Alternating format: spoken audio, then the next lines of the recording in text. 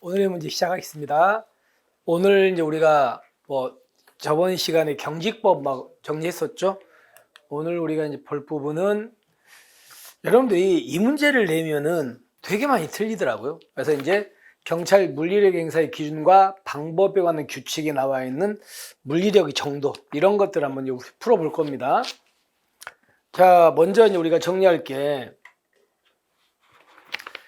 여러분 상대방 있죠. 상대방의 행위에 따라 가지고 경찰의 대응 수준은 달라지거든요.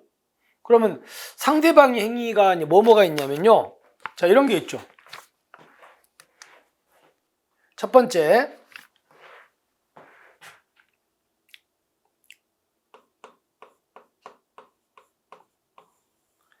자, 만약에 경찰이 어떤 사람들이 거기 도로에서 시위를 하고 있습니다. 그래서 시위대한테 나오세요 하니까 이 사람이 다 나와줍니다. 그런 걸 우리가 뭐라 그래요? 이걸 순응한다 그래요. 순응. 그 다음에 이제 두 번째가 뭐가 있냐면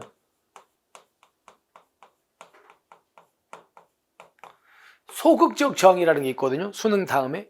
그 소극적 저항은 어떤 거냐면 경찰관이 시위대한테 나오세요라고 그 불법입니다. 나오세요라고 하니까 이 사람이 안 나오는 거예요. 안 나오는 거 막 도로에 버티는 거야.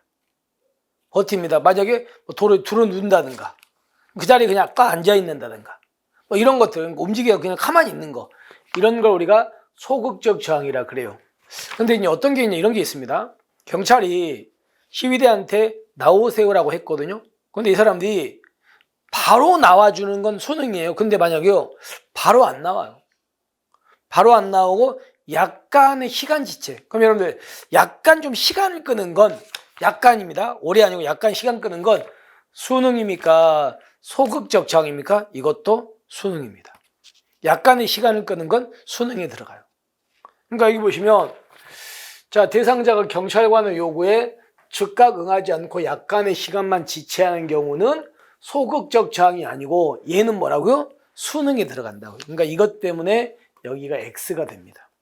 그러면 소극적 저항은 여기 보시면 경찰관이 지시하니까 따라요, 안 따라? 안 따라. 안 따르는데 경찰관들은 삼자에 대해서 직접적으로 뭐 위해를 가는 건 아니죠. 그냥 들어눕는 거다 이런 거니까 일단 이 부분은 맞는데 앞부분 때문에 X입니다. 자, 그다음에 세 번째 행위가 뭐가 있냐면 적극적 저항이라는 게 있거든요. 적극적 저항. 그럼 적극적 저항은 경찰의 지시를 안 따를 뿐더러 이제 경찰한테 뭔가를 행사하는 겁니다. 행사하는 건데 이게 이제 경찰이나 상대방한테 해를 줄 위험이 좀 낮은 것들입니다. 낮은 것들 이런 게 여기에 들어가는 거예요.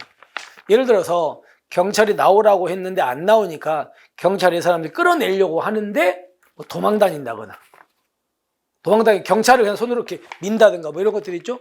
이런 것들이 여기에 들어갑니다. 근데 만약에 상대방이 경찰을 이렇게 민다고 해가지고 그게 뭐 크게 다치거나 이럴 수 있는 건 아니죠. 그죠? 그런 게 여기에 들어가요. 그 다음에 이제 네 번째가 뭐가 있냐면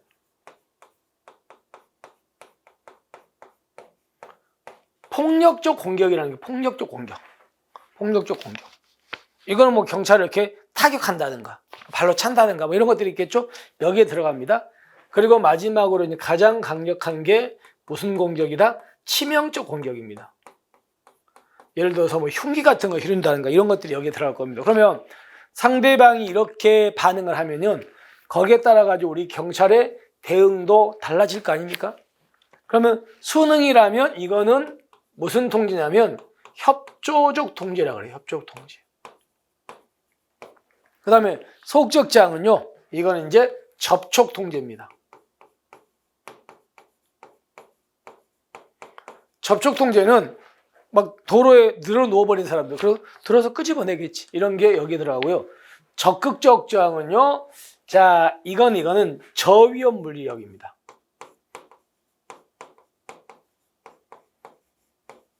물리력인데 저위험 물리력에 들어가는 게 이제 어떤 것들이 있냐면 목분이라는 게 있습니다. 목분.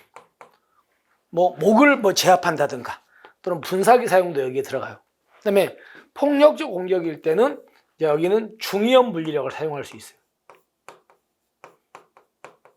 근데 이 중의형 물리력에 해당하는 게 우리가 뭐가 있냐면 신, 경, 방, 전이라는 게 있거든요.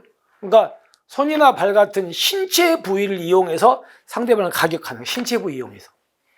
그 다음에 이제 경찰봉 있죠. 경찰봉으로 중요 부위가 아닌 부위를 찌르거나 가격하는 거. 중요 부위가 아닌 거. 그 다음에 방패가지고 세게 압박하는 거, 미는 거.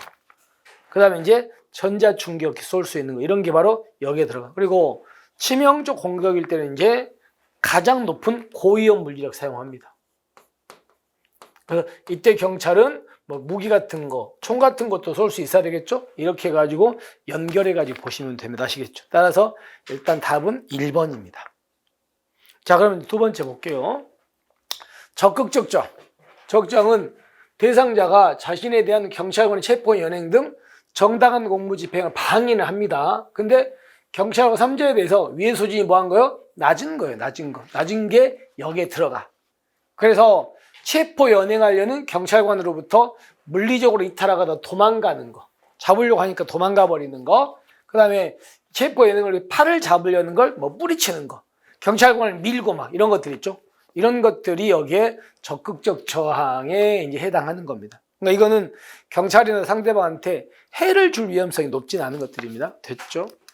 그 다음에 경찰관의 대응 수준 등 접촉 통제는 아까 우리가 봤죠?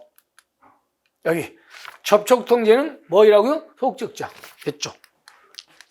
그래서 소극적 저항 이상의 상태의 대상자에 대해 사용할 수 있는 물리적 수단으로서 대상자의 신체 접촉을 통해서 목적을 달성할 강제하지만, 그러니까 들어 누워 있는 사람을 들어서 이렇게 빼는 것들.